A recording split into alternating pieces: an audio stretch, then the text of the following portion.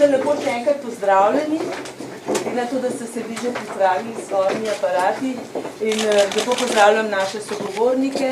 Kot vidite, sta poleg ministrice za gospodarstvo magister Darja Radič in gospoda Pavlineka, tudi gospod Zalar, gospod Gašperšič, gospa Irma Krebs, doktor Svetlik, ki bodo odgovarjali tudi na vaše vprašanje. In ker vem, da se vam zelo mudi, ko sem zdaj že slišala, bi prosila ministrico najprej in gospoda Pavlineka, potem pa seveda vprašanja, pa prosim današnjo temo. Hvala.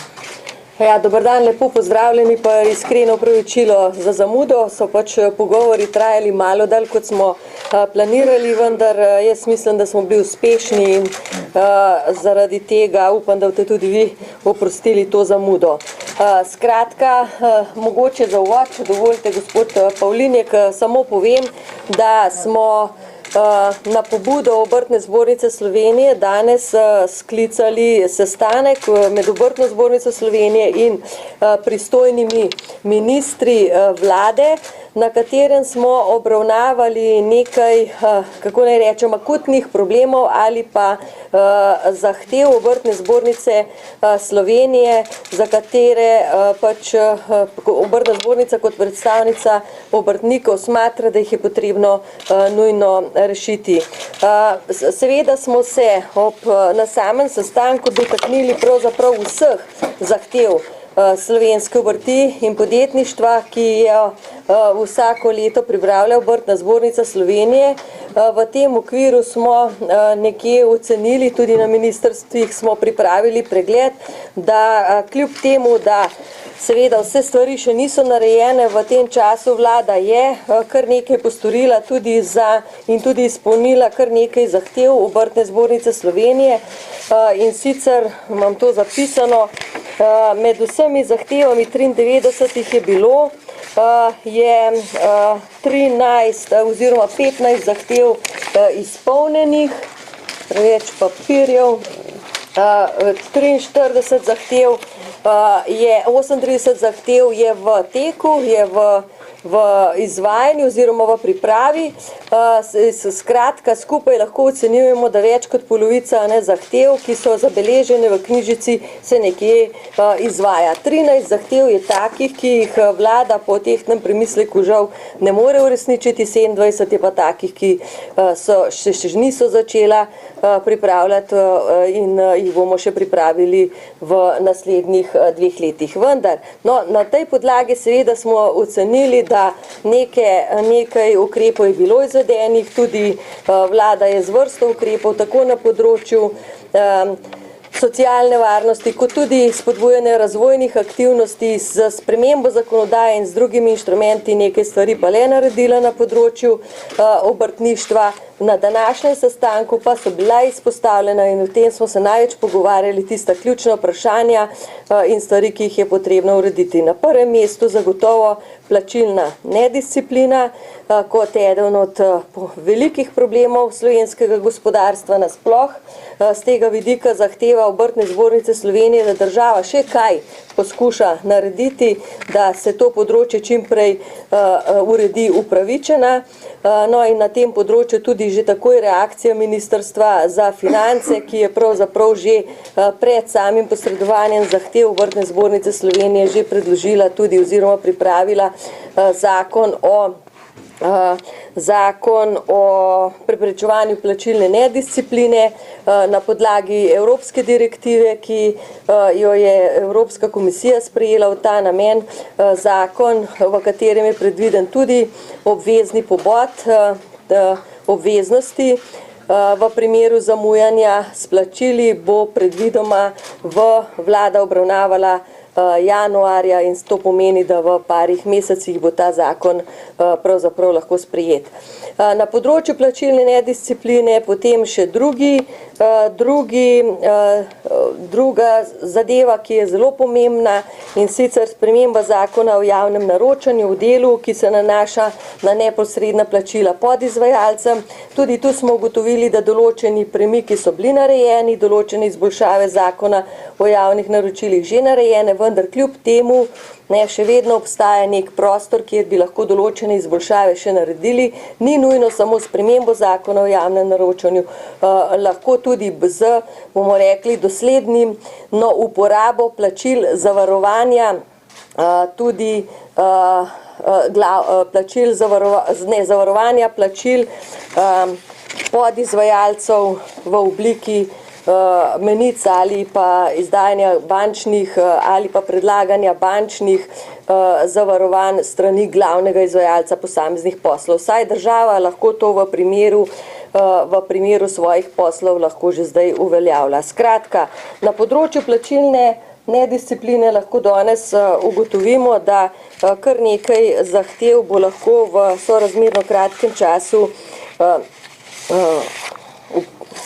izvedenih ali pa realiziranih. Potem drugo področje, kjer smo takoj, jaz pravim, naredili kljukico, so bila javna pooblastila, tudi to je bil namreč zahteva Obrtne zbornice, ki se je nanašala na vladni predlog za odvzem licenc in dovolilnic z področja cestnega prometa. Tukaj je bila predvidena ena sprememba, da te licence in dovolilnice ne bi več izdajale Obrtne zbornice, ampak drug organ. No, minister Vlačič je takoj potrdil, da bo, kar se tega področja tiče, ostalo pri stanje takšno, kakršno je, se pravi še vedno pristojnost od dajanja podeljevanja licenc in dovolilnic z področja cestnega prometa v pristojnosti Obrtne zbornice Slovenije, torej zahteva takoj realizirana. Naslednje področje, ki se tudi nanaša na plačilno nedisciplino, je bil predlog spremembe insolvenčne zakonodaje in ukinitev inštituta prisilne poravnave. No, na tem področju mogoče tudi minister Zalar kasneje še lahko pojasnil. S tem predlogom se vlada in tudi minister v tem trenutku ne more strinjati, pa bo sam mogoče podrobneje razložil, zakaj. Po našem mnenju bi namreč z odpravo inštituta prisilne poravnave pravzaprav zadeve lahko še poslabšali.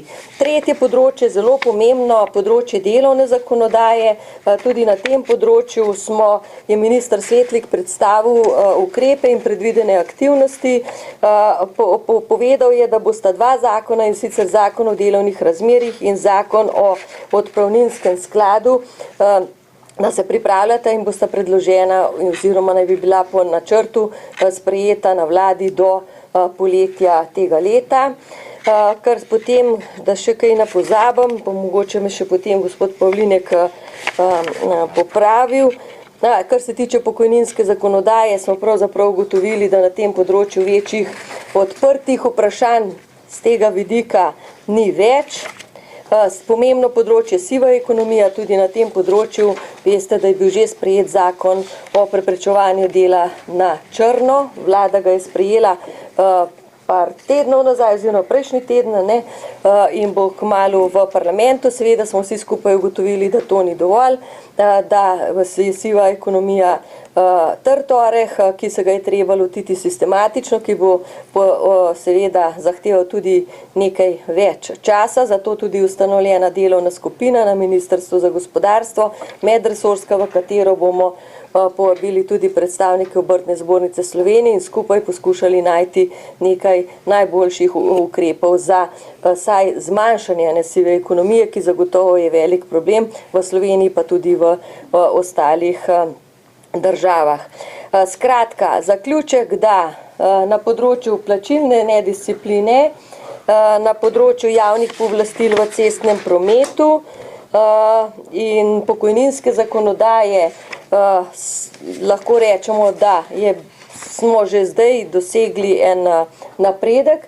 Na drugih področjih pa so predstavniki Obrtne zbornice povedali, da nam bojo oziroma pristojnim ministrom do konca meseca še posredovali bolj dodelane predloge sprememb posameznih zakonov ali ukrepov, ki jih bojo potem obravnavali s posameznimi pristojnimi ministrstvi.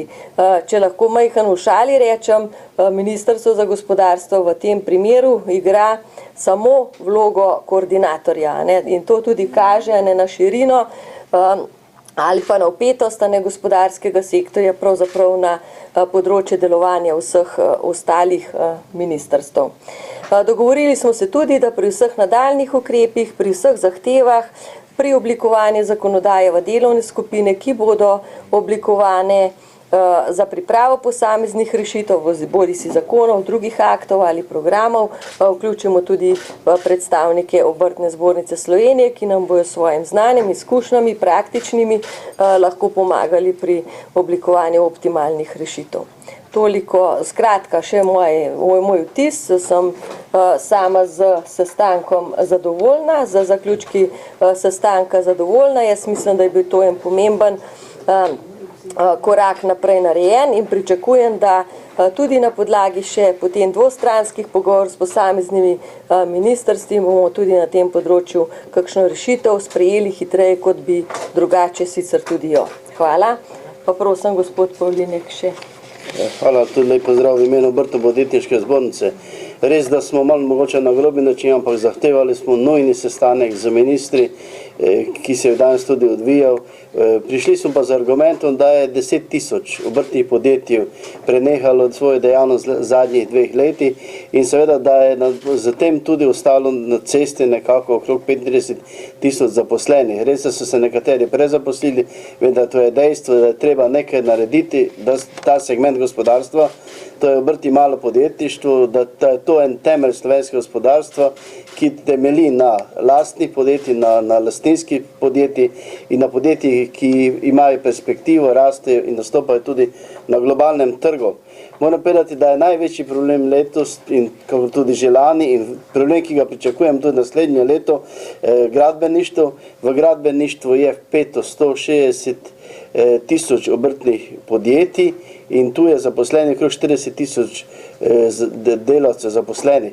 Res, da zahtevamo nič drugo kot zakonodajo, primerljivo evropski oziroma zakonodajo, ki bo nekako garantirala obstoj našim podjetjem in obrtnim delavnicam in seveda zagotovila tudi razvoj ali pa sploh preživetje naših obrtnikov. Lahko rečem, da se v zadnjem času pojavlja ugasnitev dejavnosti, kajti pride do pad pozicije. Velika podjetja, kot so Vegrad, SCT in podobno, ki grejo v stečaj, ostanejo dolžne našim obrtnikom.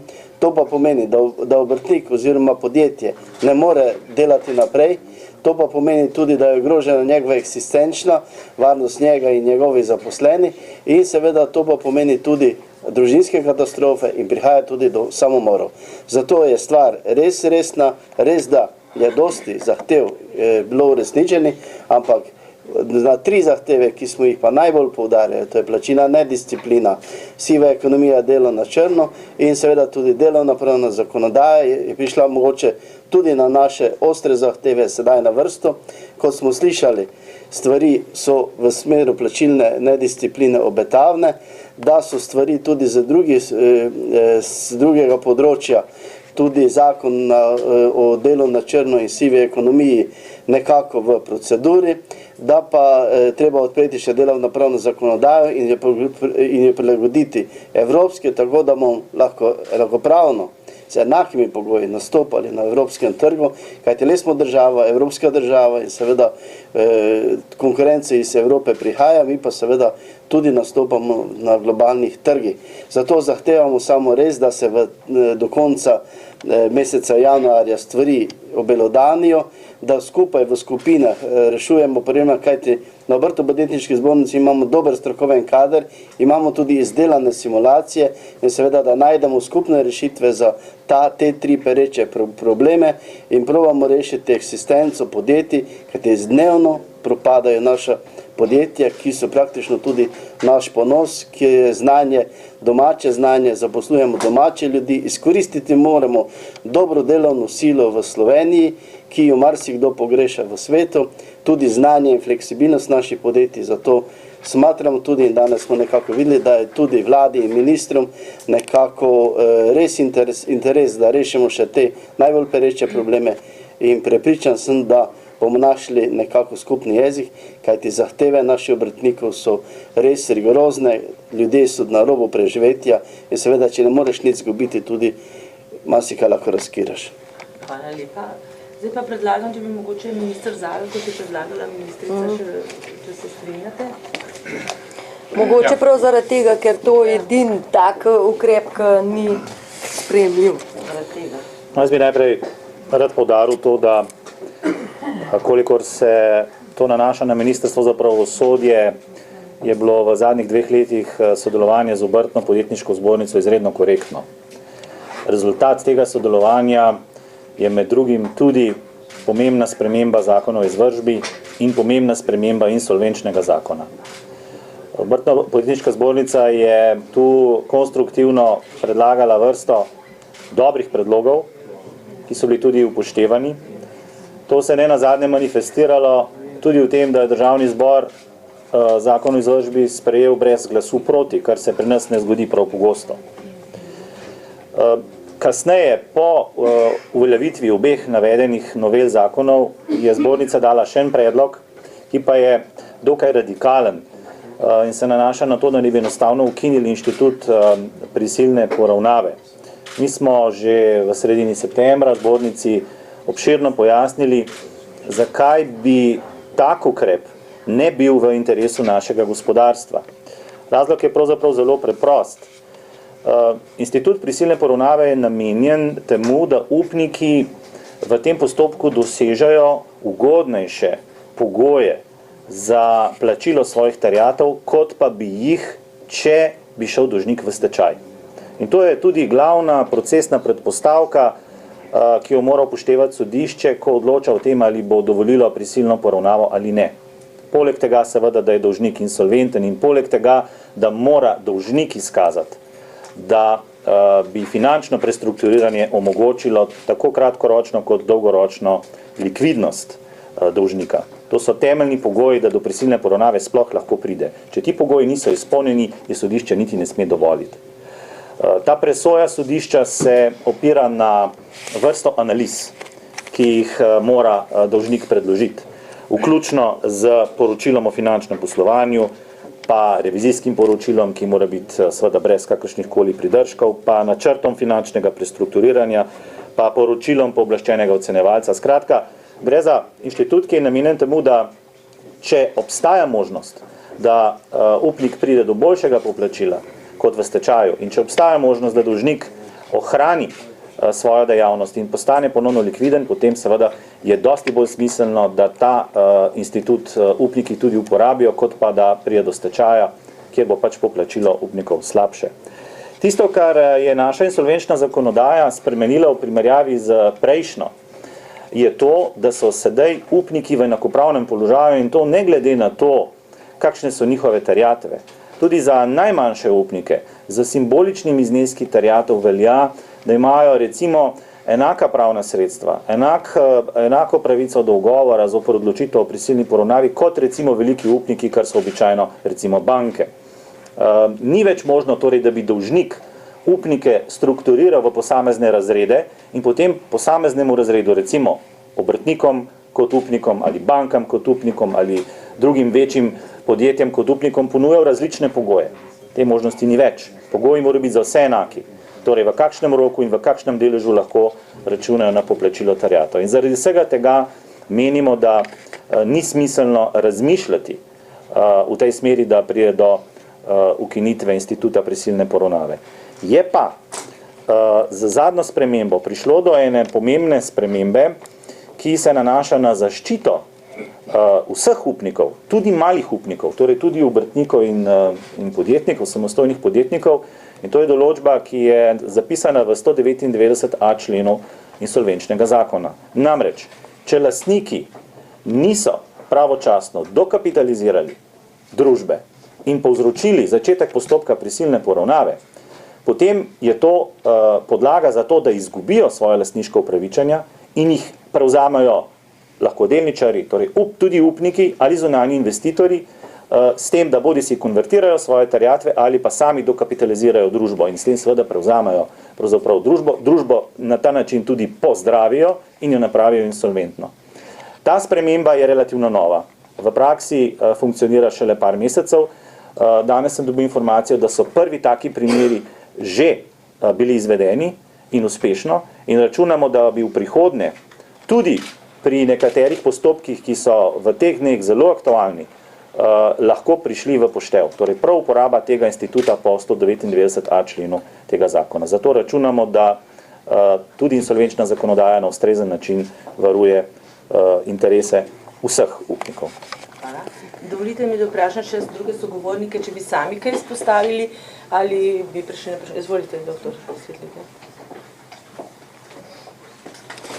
Dober dan, če dovolite zelo na kratko.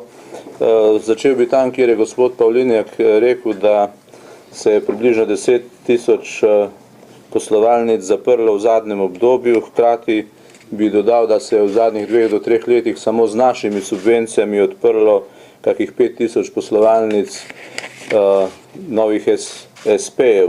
To omenjam zaradi tega, da bi poudaril, da se prihajamo v neko obdobje velike turbulence, kjer bo verjetno precej teh malih poslovnih subjektov prenehalo delovati, ampak upajmo, da jih bomo lahko tudi spodbujali, da bodo lahko na novo začenjali tisti, ki na tem področju pač iščejo svojo priložnost. In da bi ta proces čim bolj tekoče tekel, na našem področju sprejemamo in smo sprejeli določene zakone. Eden takih je zakon o urejanju trga dela, kjer imajo samostojni podjetniki v primeru, da prenehajo svojim delovanjem in če so bili seveda vključeni v zavarovanje, enake pravice, kot jih imajo vsi drugi zaposleni, kar zadeva denarna nadomestila, kar zadeva upravičenost do vključitve ukrepe aktivne politike zaposlovanja. Zato se moramo, in to delamo skupaj, lotiti vprašanja sive ekonomije, kot je bilo že omenjeno, in zakon o omejevanju dela in zaposlovanja na črno je že v državnem zboru in bo v kratkem lahko sprejet. Ta posebna skupina pa bo tudi, verjamem, zelo hitro prišla do ustreznih predlogov. In zato smo oblikovali 2 posebni delovni skupini na ekonomsko-socialnem svetu, eno za spremembe zakona o delovnih razmerjih in drugo za pripravo zakona o odpravninskem skladu. Dogovor je bil med socialnimi partnerji, da vsi pošljajo svoje člane in tudi Obrtna zbornica Slovenije ima svoje člane v teh 2 telesih in v prihodnjem tednu bojo te delovne skupine že prvič sklicane. Obravnavali bosta predloge, ki so se nabrali strani podjetij, Obrtne zbornice, Gospodarske zbornice, pa seveda tudi sindikatov in seveda nas čaka zelo intenzivno delo usklajevanja različnih predlogov v prihodnjih mesecih, kako pravzaprav posodobiti zakon o delovnih razmerjih in kako zakon o odpravninskem skladu na novo vzpostaviti, tako da bo v zadovoljstvo vseh. Predvsem si pa želim, in to smo se na skupini pogovarjali, da bi tudi Obrtna zbornica Slovenije tukaj odigrala aktivno vlogo s svojimi konkretnimi izdelanimi predlogi in da bi te predloge tudi zagovarjala, ker bo dostikrat verjetno prišlo do trdega pogajanja o tem, kako kakšno spremembo v to zakonodajo unesti. Toliko z moje strani. Hvala lepa.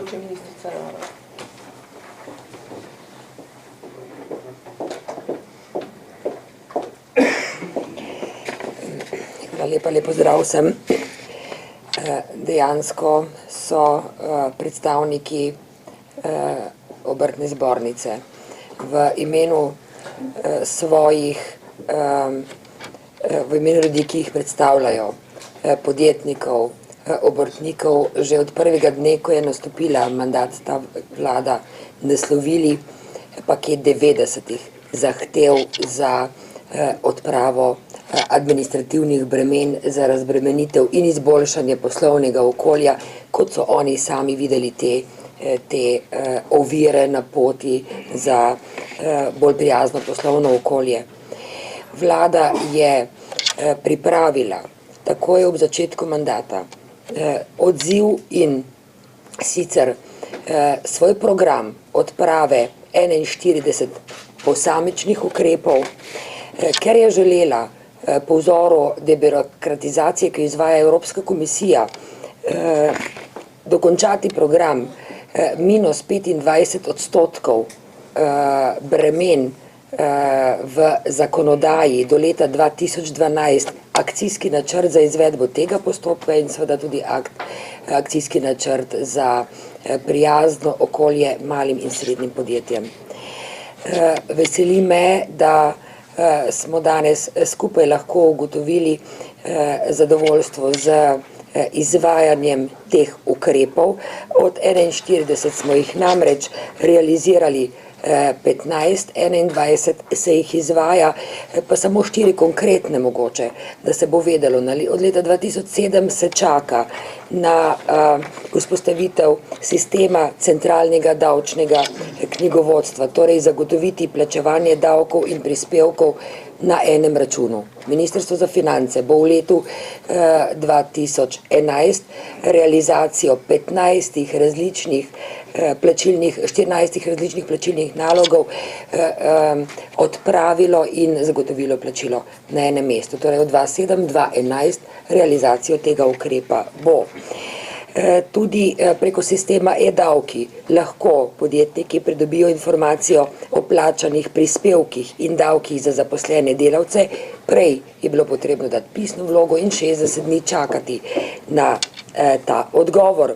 Pri posameznih zakonih, naprimer zakon o prevozu v cestnem prometu, so bile uvedene izjeme ravno za male podjetnike, ni treba le tem izdelovati internih aktov, ki so prinašali seveda pomembno finančno breme tem in so bili prej do spremembe zakona seveda obvezni. In smo torej vse te predloge upoštevali. Tudi pri postopkih javnega naročanja, ko se prijavljajo podjetja, predvsem za male je bilo obremenjujoče prilaganje dokazil pisnih, danes dosledno pridobivajo vsi, ki v postopku javnega naročanja sodelujejo, ta dokazila iz uradnih evidenc in to pomeni manj stroškov za podjetja. Preko procesa nadgradnje e-Vem vložili smo na Ministrstvo za javno upravo skoraj 500 000 evrov v letu 2010, da smo uvedli poseben kadrovski umestnik in omogočamo prijavo v obvezna zdravstvena zavarovanja na elektronski način vsem podjetjem. Ni potrebno več obrazcev fizično nositi na Zavod za zdravstveno zavarovanje, ampak nadgradnja projekta e-Vem v tej smeri ocenjujemo bo pripomogla seveda k cenejšemu poslovanju naših podjetij. Samo nekaj izmed teh ukrepov. V januarju 2011 bo na vladi poročilo. Na podlagi akcijskega načrta smo namreč vložili tudi prek 600 000 evrov, da smo s pomočjo zunanje strokovne javnosti pregledali in izmerili bremena v prek 3000 predpisih. Tak projekt se zaključuje s poročili in v letu 2011 bo pripravljena sprememba zakonodaje za razbremenitev, za, če hočete, sistematično čiščenje administrativnih bremen, predvsem na področju graditve objektov, varstva okolja, davka na dodano vrednost, delovnopravni zakonodaji. To so vse tiste najbolj obremenjujoče, tudi po oceni naših podjetnikov. Torej v letu 2011 aktivno čiščenje bremen. Jaz upam, da bo vlada še z intenzivnim nadaljevanjem izvajanje teh projektov pocenila in izboljšala poslovno okolje tudi malim in podjetjem in mikropodjetjem ter našim obrtnikom. Hvala lepa. Proces črpali z temo, ministrica, izvolite za vprašanja še. Če so kakšno vprašanje. Lahko se obadali Pred novim letom smo v enem izmed časopisov brali zelo ogorčene izjave, v sosedno gospod Pavlinek, sicer neuradno, ampak vsem, da v bistvu država ni naredila oziroma vlada sprejela praktično nič, samo 3 zahteve, celo stavko ste zagrozili. Zdaj nekaj dni potem stvar diametralno nasprotno. Kako ste se teh parih dneh dogovorili in je vse nekako na poti uspeha.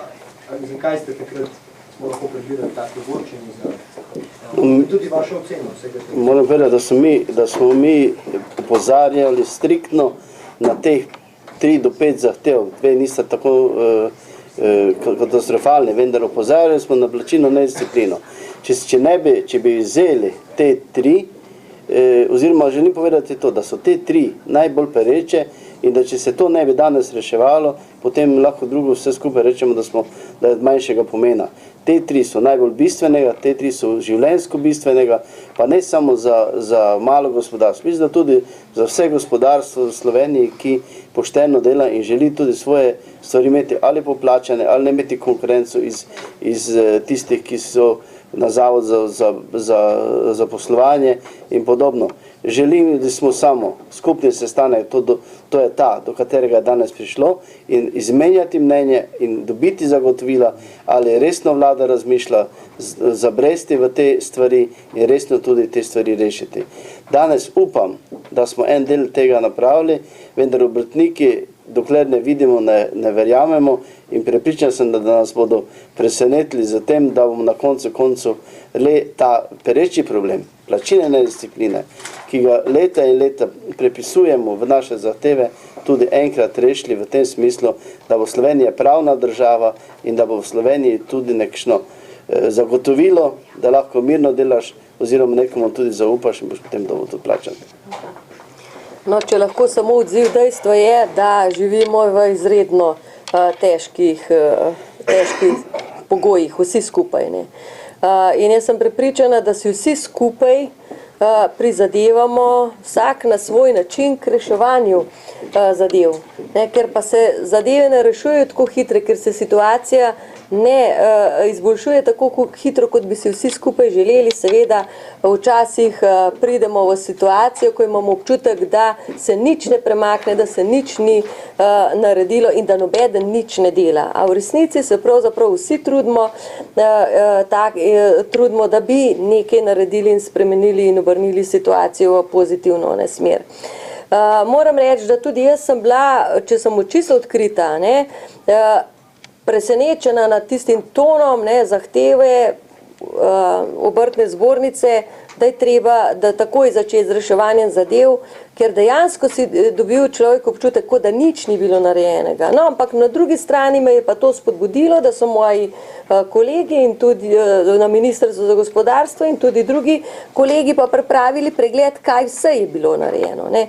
In jaz mislim, da tudi ta komunikacija oboje stranska danes, ne, in pregled, kaj vse je bilo narejenega na tem področju, in seveda spet opomin, kaj pa je še treba narediti, ne, pravzaprav ta prava in normalna komunikacija, in prav je, da smo se danes usedli in bojo mogoče tudi dejansko določene stvari dobile majhen večji zagon ali pa hitrejši pospešek, kot bi se drugače odvijale, brez, bomo rekli, te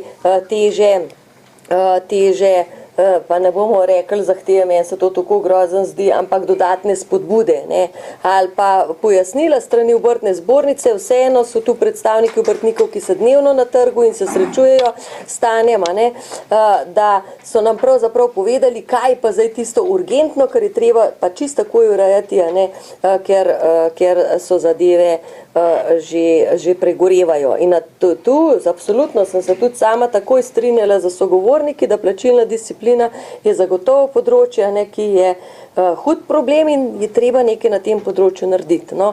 In sem bila pravzaprav zadovoljna, ker sem že na prvem sestanku lahko jim povedala, da se zakon o plačilni nedisciplini pripravlja. Ne. S tem, da smo pa pogledali, kaj vse pa smo že naredili, saj ni to prvi ukrep. Saj država skrajšala povračilo DDV-ja na 21 dni od 30, z prejšnjih 30 do 60. Naredili smo prostovoljni pobot. Tudi obrtna zbornica Slovenije je podpisala dogovor o prostovoljnem večstranskem pobotu z AJPES-om. Ministrstvo za gospodarstvo je bilo zraven. Ne. Očitno je bilo to še premalo. Pa smo sprejeli ta zakon o izvršbi, ki je sigurno prispeval delno k ureditvi zadev. Sprejeli smo zakon o insolventnosti, spet ena določena izboljšava, ampak dejstvo je, ne, in jaz mislim, da slej ko prej bomo vsi skupaj morali spoznati, da gospodarstvo jutri ne bo več tako, kot je bilo leta 2008 v Sloveniji. Da je ta kriza pokazala resne strukturne probleme slovenskega gospodarstva, tako malega kot srednjega, kot tudi velikega, ne, da bo v tej krizi prišlo do, če lahko tako rečem, realokacije dela in kapitala v nove panoge, v tiste, ki se bojo zdaj po krizi pokazale kot propulzivne, in dejstvo je, da določene panoge bodo počasi zamrle ali ne bojo delale v takem, ne bodo več poslovale v takem obsegu, kot so prej. To so take resnice, s katerimi se je težko soočiti, vendar res pravim, to je naš danes, ne. To je stvar, s katero se moramo soočati, če bomo tukaj znali, vsi skupaj smo v istem čovnu, ne, najti en dober dialog, ne.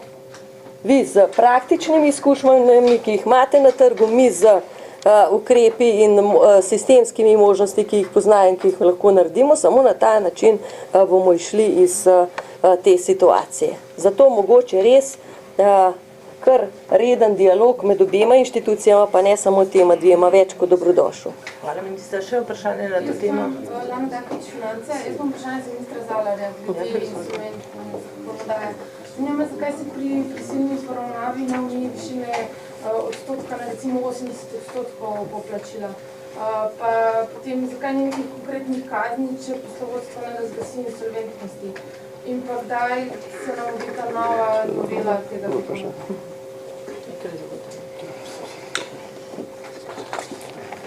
Če družba ne razglasi insolventnosti, pa bi jo morala, potem so in uprava in nadzorni svet odškodninsko odgovorni.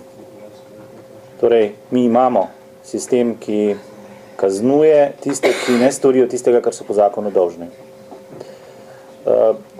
Če bi želeli omejevati prisilno poravnavo na določen pogoj, v kakšnem odstotku naj bi bila poplačana terjatev, da bi bila prisilna poravnava še dopustna, potem bi zelo verjetno večino gospodarskih subjektov spravili v stečaj.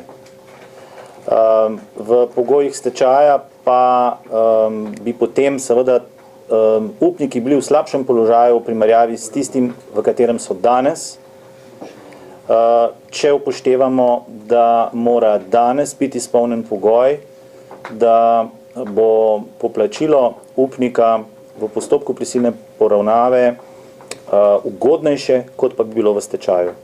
Torej, tak ukrep ne bi imel več nobenega smisla in potem je seveda edina rešitev samo še ta, da dobesedno ukinemo prisilno poravnavo, to pomeni, da potopimo vsa insolventna podjetja oziroma družbe. To pa ni v nacionalnem interesu.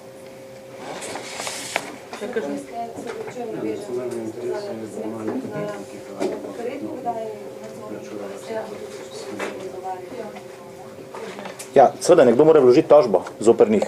Oni avtomatično ne bodo odgovarjali.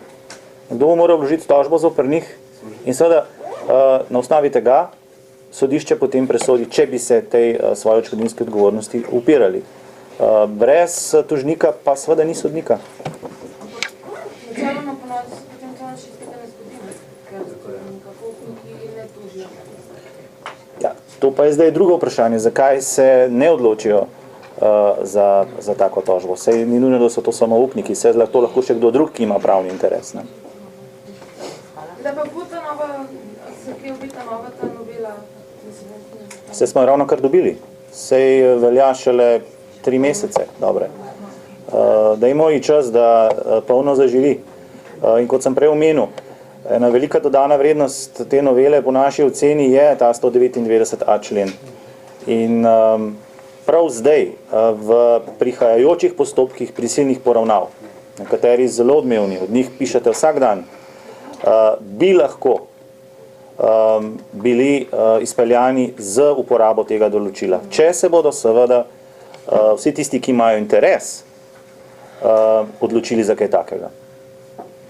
smo izčrpali. Še eno kratko vprašanje za ministrico. Prej ste dejali, da bodo določene panoge v manjšem obsegu, kot so v preteklosti, pa bi vseeno vprašala. Ste se pogovarjali kaj o pomoči gradbeništvu, vemo tudi med obrtniki je nekaj takih, vemo, da naj bi imeli pripravljenih 12 ukrepov, kdaj naj bi te ukrepi zaživeli sploh, kaj lahko pričakujemo od tega?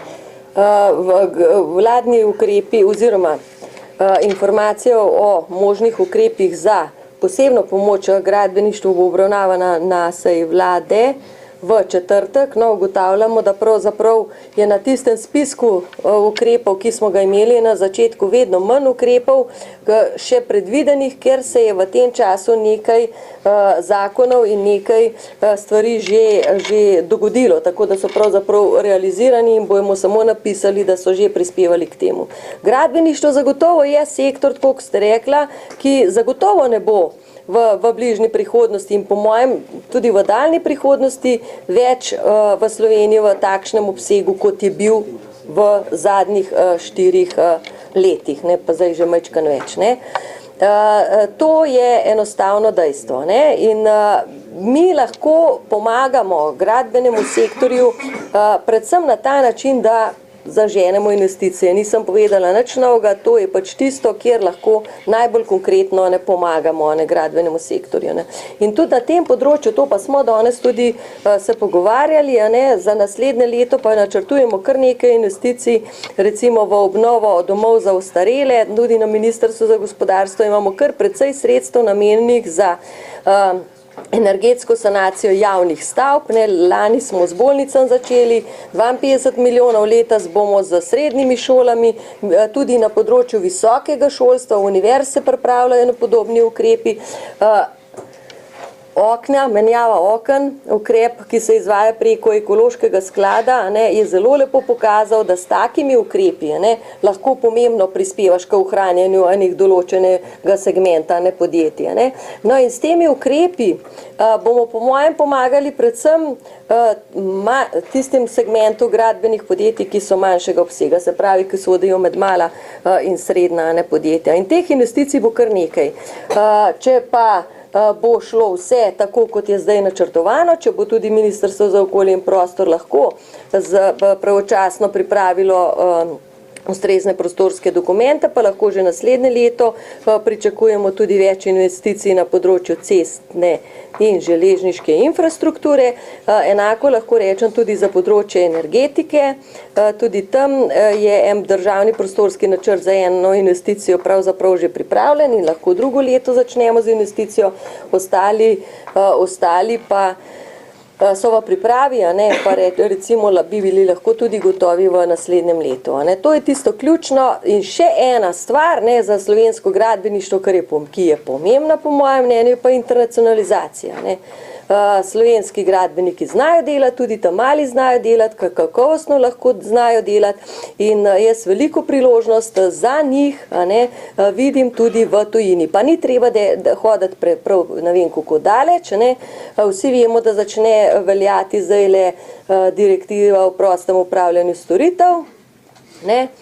To je vsekakor velika priložnost za slovenske podjetnike, prav za male in srednja podjetja, da razširijo svoje tržišče, ne, tudi, bom rekla, na naše sosednje trge, ki jih lahko dosežemo v 2 urah. Ne. Skratka, se spreminja nekaj stvari, seveda pa posamezniki na tujih trgih, predvsem če so majhna podjetja, ne bojo uspela. Ne.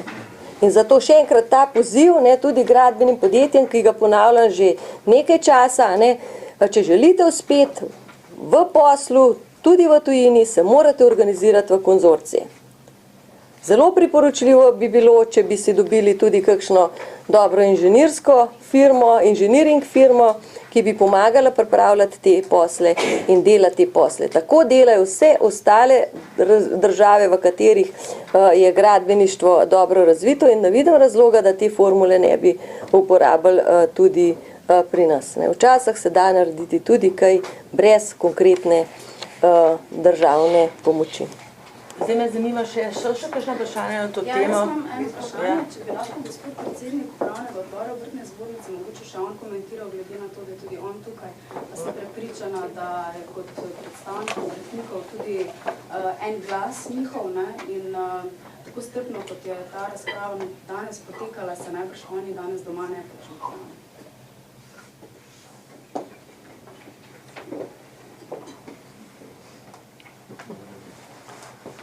Vsem skupaj in lep pozdrav še z moje strani. Rekel bom sledeče, mogoče je bilo dejansko malo preveč na lepo povedano, ker nismo se tako lepo pogovarjali, kot je izvenelo, in nimamo mi naše želje, ampak smo predstavili zahteve. In te zahteve so relativno minimalne, ker vi se morate zavedati, da stiska na terenu je velika, ne samo med našimi člani, tudi mali podjetniki so tam, kjer ni nikjer obveznega članstva in delujejo na istem segmentu kot mi.